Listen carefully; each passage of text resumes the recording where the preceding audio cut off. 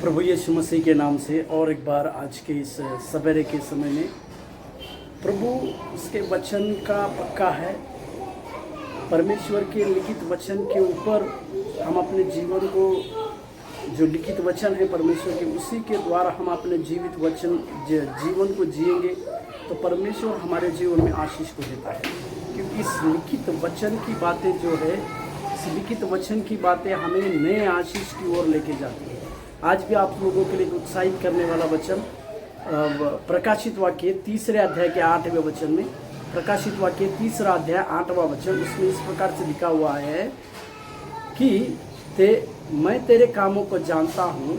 यहाँ स्वयं परमेश्वर जो यूहन्ना जो प्रकाशित वाक्य लिख रहा है उसको कहते हैं, एक फिलाडेल्फिया की कलीसिया को कहते हैं परमेश्वर, मैं तेरे कामों को जानता हूँ, मैंने तेरे सामने एक द्वार खोल रखा है जिसे कोई बंद नहीं कर सकता।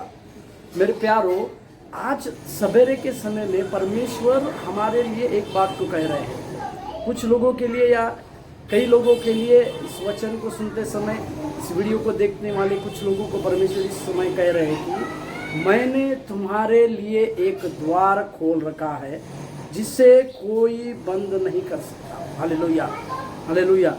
परमेश्वर ने आपके लिए और मेरे लिए आज के दिन में एक द्वार खोला है, वो आशीष का द्वार है। और परमेश्वर चाहता है कि उसके बच्चों के जीवन में बहुतायत की आशीष दे।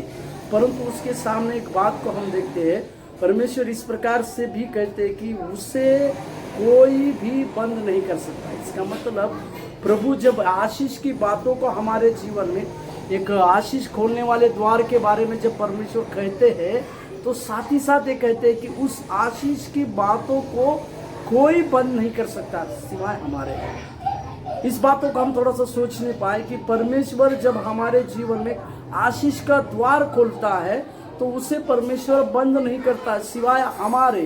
क्योंकि हम इस बात को आज सवेरे के समय में इस प्रकार से सोचे समझे, इस पवित्र शास्त्र के जो वायदों को हम अपने जीवन में ले कि परमेश्वर ने आज के दिन में हमारे लिए एक द्वार खोला है और उसे हम ही बंद कर सकते हैं।